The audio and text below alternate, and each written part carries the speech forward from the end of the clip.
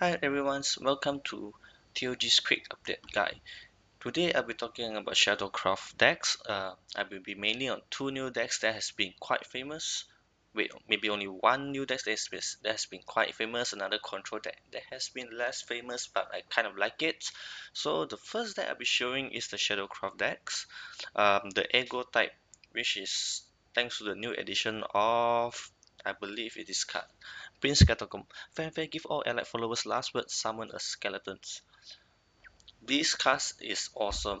So, what do I have? I have like 9 cost 1 cards. I have like 12 cost 2 cards. This will give me to generate enough amount of units on my turn 1 or turn 2, and then I can drop my Prince Catacomb on turn 3, and whenever my unit death, I can gain one. I will gain another skeletons as to deal another 1 more damage. Thus, this undying chain or undying kind of loops will allow me to keep hitting face, and at some point of the game it is more scarier than face Birdcraft.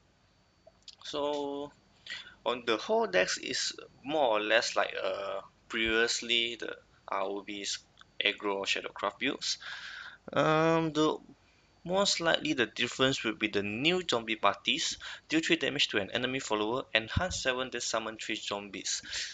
Why people starting to play this is not because of the enhance, because it's deal 3 damage at the cost 2.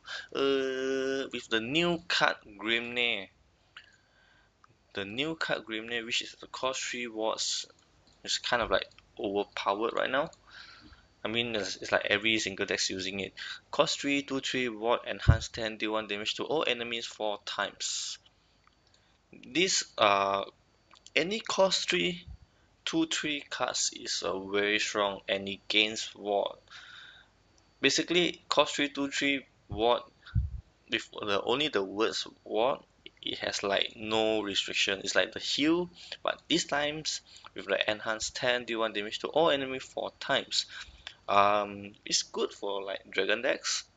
Just to throw the Grimnir the War Cyclone out, deal 4 damage to your opponents. If your opponents have like 4 HP left, this is your finishers. It's one of the good finishers, and also the good cards that can last long at the fronts or useful at the fronts from the games. And then, so to pair up with the Prince Catacombs, we play more Skeletons, Bone Chimera. The next cards, Otters. This is like one of the coolest card I have seen before. Fanfare 2 damage to a random enemy followers, and then give +2/0 to a random allied followers. You deal 2 and you +2, and just deal 2 +2, you can trade this card as a 5/2 cards. With the enormous amount of units during a turn 1 to turn 4, like I said before, I got 9 cost 1 card, I got 12 cost 2 cards, and I got 8 cost 3 cards with Prince Cartago. So any of my units death, I can spawn another skeletons, and I can use my Ultras, give +2/+0 to the random skeletons I get, and then deal with damage. So some might go with Dance of Death, and then some might go with Wind Gauze just to get a more damage output. Phantom House into Severus into Phantom House is a standard combos. If you have evolve points, when you turn 5 drop a Severus, when you turn 6 drop a Phantom House plus Coco and Mimis can easily deal up to 11 damage with evolve point. So this is the important thing you need to take care of. So during your turn 1 to turn 5, it is best that you can deal up to 11 damage without using any evolve not without using, with one remaining evolve point left. So another deck that I have is a control base. I call it Spell Shadows because I have few there are few new cards that I love really like it. Death Ledgers. Come down to at the end of your turn, put a random Shadowcraft follower that costs less than the total number of your play points or from your deck into play, then destroy that followers. It's kind of interesting that I I, I I will keep on spamming cost lesser than my total play points units come out and destroy, so I can get Sometimes I can get my Attendant of the Nights, I can get it work, I can get my Skullgather Widows, I can get my Hell Unleashers to make it works. Or sometimes even a Kabi. And if you have more points later on, Death Ledger's value goes the better the later the games. The early games, unless it goes more useful at turn 4 onward, as long as I can summon the Attendant of the Night. At the later games, this way I can play less amount of Mordecai. Another good thing about this, it can filter my lower cost units for my later on deal. The range I think is pretty much simple, except that I also include the Grimnir, the War Cyclone. Skullgather Widows, I use this to improve my draws. The rest is pretty much Spellish, Control Card, Undying Resentment, Soul Heart, Foul Tempers, and into the bigger unit cards. And then Bahamut, it saved my life, so it's one of the important card. If I have more spaces, I would love to put one Bahamut or two Bahamut or one Bahamut and one Juice. It's kind of interesting. However, I kind of hate that I have more than, let's say, how many cards I use here. I got 1, 2, 3, 4, 5, 6, 7, cost 7 and above cards in my decks already. I would not allow it to be more than 8, definitely. Or else, in any point of the games, you draw 2 big costs in your cards and you're out of the game, definitely. As if you versus aggros, you still have the chance. If you versus control, if you versus aggro deck, you definitely doesn't have any single chance to win. The only chance that you have the chance to win that you hope your opponent is using control deck as well. Well, with Shadowcraft aggros, Spellcraft aggros are still quite prominent in the meta right now, so it's best not to use that many higher cost units in your deck. So let's jump to games and then I will review some of the Shadowcraft cards. I have replayed. So the first video I will show is the game that I played with Aggro Shadowcraft. My first opponent against a master, Kuristaria, I can't read Tempo, I don't know whatever it is. So as an Aggro Shadowcraft deck, I will keep my hand as low as possible, except that if I have Phantom Howl in my first set, I will definitely keep it. That one is your key card to win the game. But somehow I throw the Cerberus away, come out back again. Fortunately, I have the cost 1 cards, so I'm just playing according to the curve. As you can see, Bone Chimera has more, and opponent Dragoncraft deck is definitely a control based deck. It's not a control based deck, but it's a RAM deck that is always late game and has nothing in the early games. That's why Dragoncraft should be quite suffer as Aggro Bloodcraft reigning the metas right now. As you can see, he dropped the Grimnir right here. This was the moment that I hope I have a zombie party in my draw, but unfortunately I doesn't have. He made a big mistake here if I'm not wrong. Yep, yeah, he doesn't want to give me 2 zombies. And then I kind of like top that into the Ultras, and this card is amazing. Doesn't matter, the most important is a Blast 2 to my skeletons. It's more dangerous for him. Go. He did well, but I'm not sure why he doesn't want to kill my units right here. So I'm like getting, okay, I'm getting free. I'm just like free phase damage. Remembers I need to deal up to 11 damage with Coco and Mimis. Now my next turn can easily deal Phantom Howl plus Coco into 9 damage. However, I'm still 1 damage off, but I will still drop the Phantom Howl because I draw Soul Conversions. And for some reasons, he quit this game. Yeah, I think he has the mentality that I have a Mimi inside my hand. So yeah, so most of the masters already know that this combo will deal 11 damage and it's very hard to stop this. It's like kind of impossible. So for now, this is a slower games, a control Shadowcraft deck versus a control Bloodcraft deck. Let me check his name. His name, I couldn't read kanjis. I hate kanjis. As usual, even for control decks, try not to leave any cost 4 or cost 5 cards and above in your first hand. It will comes to you eventually. You doesn't need to worry. As as you can see, even with like 7 cost 7 and above cards inside my deck, I drew 3. If I'm versus Aggro Bloodcraft, I will have a lot of troubles. Fortunately, when I see Grimness, I was so happy.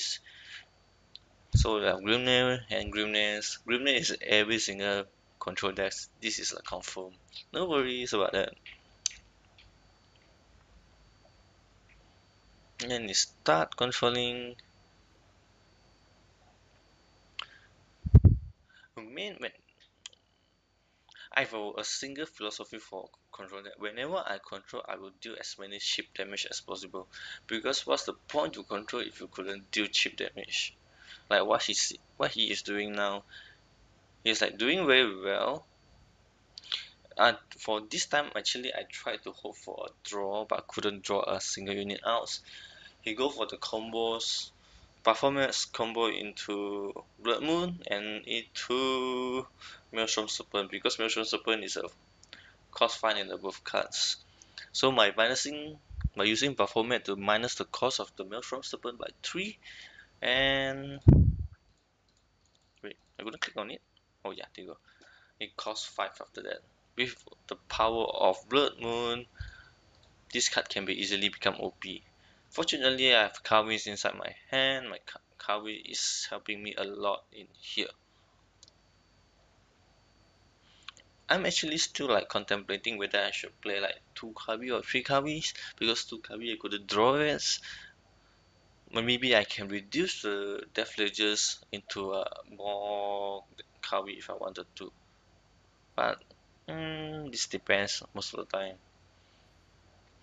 I do put a lot of wards inside my deck because the whole purpose of this deck is like Mordekai's to win the game while chipping him off.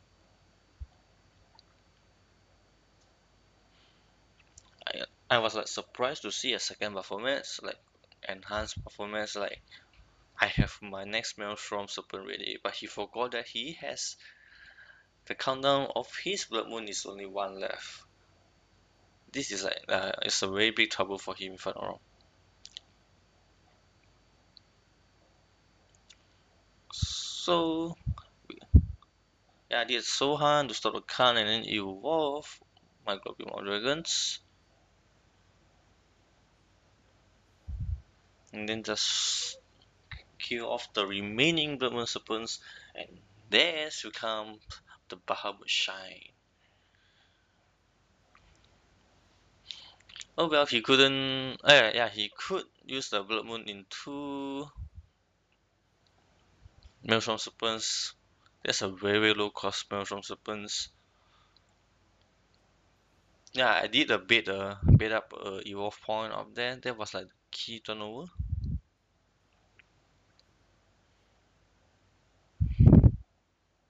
And then just like drop Bahamut to win this game.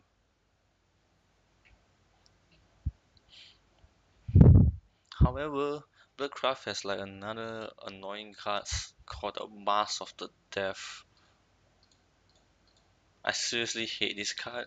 It stole up the game quite well. It's much more better than I thought.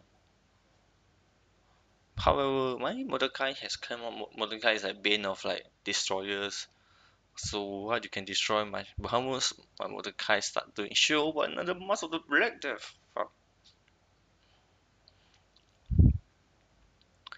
Um, Actually, it's kind of luck for me to draw a second Unicast. I'm just drop everything down. Unicast is important to ensure I could get a heal or to force my opponent to control that cards. I think by at this moment I should be already winning. The Grimney shocked me here. I'm like, shit, I'm like, one more Grimney. If he can draw that one more Grimney, I will lose this game. I was like, damn it, stop controlling. I couldn't win.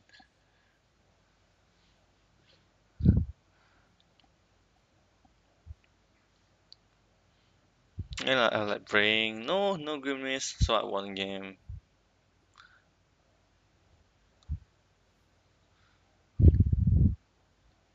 There you go, and this is how I play my Shadowcraft decks. So after watching two games, let's go back to the cards and review few or more cards that are important in the Shadowcraft. Wait, yeah. So I haven't unlocked every single cards yet, so I will look at the latest card. Deadman Disciples is okay, it's playable. You can use this to replace the skeletons, the cost 1 skeletons, for your ward ability to ignore wards, but it only give one ally, so I don't like it. Outcats, anti, strong, kind of not strong. Little Soul Squashers. I use this card in my aggro deck. Why? Because like Wind versus Dragon, if you met lots of Rahabs, the new ward guy which is two cost 4/2/5, and then like lots of single wards units where you need to use your necromancy to destroy the wards and to kill off the units. Grave Desecration is bad because it used 4 necromancy and it has a bad synergizations with Minte. Minte is like so easy to death. Minte right now, I don't think this card is good being a legendary. Fair, your necromancy effect cost 0 shadows until this follow leaves the area. So yeah, you can maybe combo with like Deathly Tyrants, but there's like cost 8.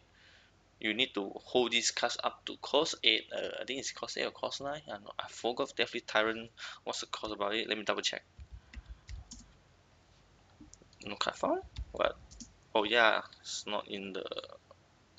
Yeah, Deathly Tyrants at cost 6, so Minte is cost 4.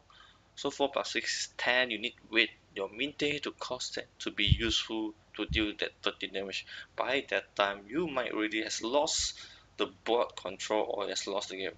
But nevertheless, Minte being even though it's still being a cost 4 cards, I doesn't think it has any good value yet because the number of necromancy cost lesser than cost 2 or less is very little. So like Goblin Zombie you need wait until cost 7 plus min days for use. Kind of like no point. Test of Strength is a good card. Maybe not for it's better for Shadowcraft I believe, but I don't think it's for Shadowcraft. Test of Strength, yeah, it can be used in Shadowcraft as long as you can get your Mordecai up very fast. However, Shadowcraft doesn't have any cards that can reduce the cost of Mordecai as of yet. And then I showed the Death Ledgers. Unfortunately, I couldn't show up in this video. Um, at the end of your turn, put random Shadowcraft followers that cost less than your total number of play point offs from your deck into play, then destroy that followers. Awesome cards to me. I can play all kind of different LastWords units, and it's just like bam, just so good. I mean, I just couldn't say it's just good, you know. It's better than Necromancy. Necromancy, the use of shadows, yeah, the problem of this Necromancy deck is that the number of shadows generated in your deck is too freaking little. Too freaking little. Okay. The next this one I give this card to +2/+2, so I take it for being a cost 5 card, this card is kind of good. It's playable. in more towards a tempo Shadowcraft decks. I think this deck is not popular yet. I already have a deck list of that. It is in the game AI. You can look for the 15 win Shadowcraft deck. I think 15 consecutive win Shadowcraft deck. It's a very unique, I would say. It's a tempo Shadowcraft necromancy type with the demon lock after each start. So you play aggro at the early game, so you throw everything out, you gain lots of shadows, and by turn 7 you uh, drop necromancy 3, summon a zombie, repeat for remaining shadows until your area is full.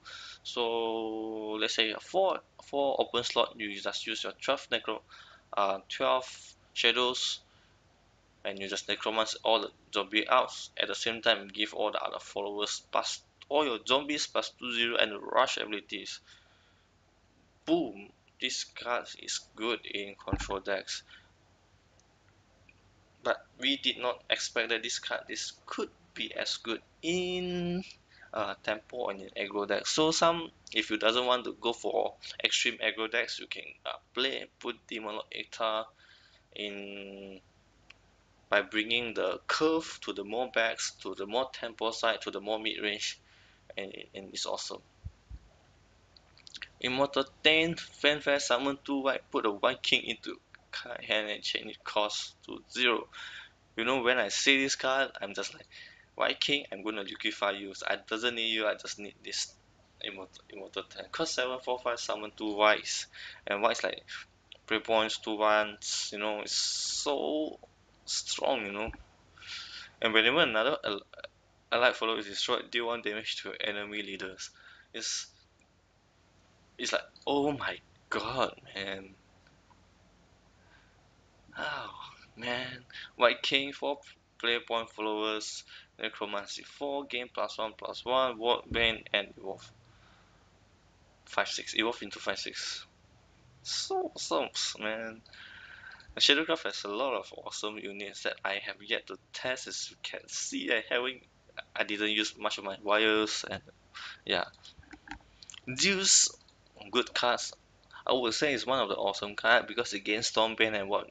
The main thing is that it's 5/10. If you could give your Zeus into like immune, you know, with your Heavencraft, the cost 5, give all your allied followers immune to spells or anything, will be a legit god card. Or when your opponent doesn't have any good controls, Zeus is your legit god card for you.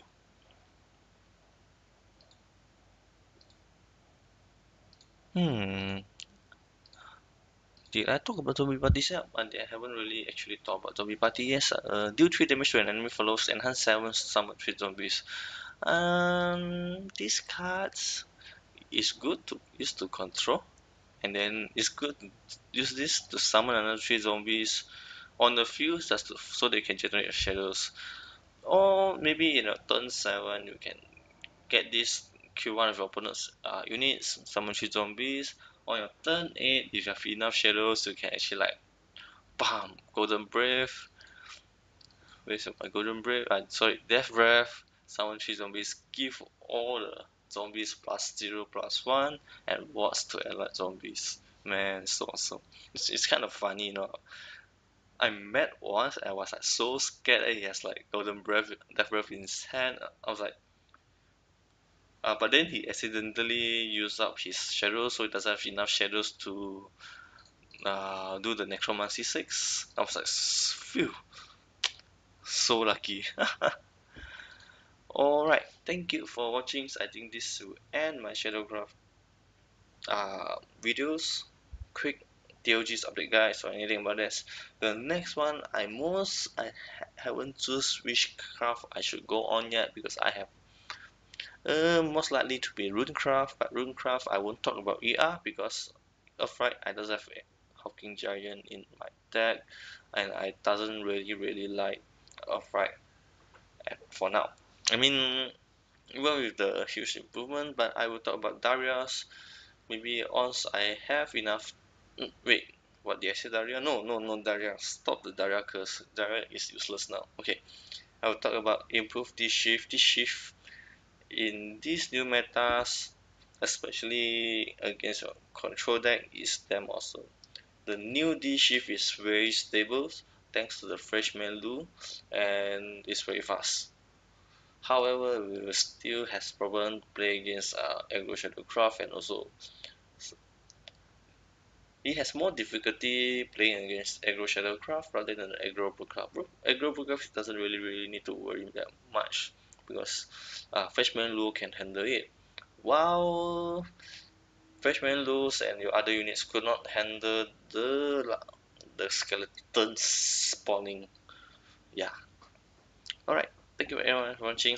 Goodbye.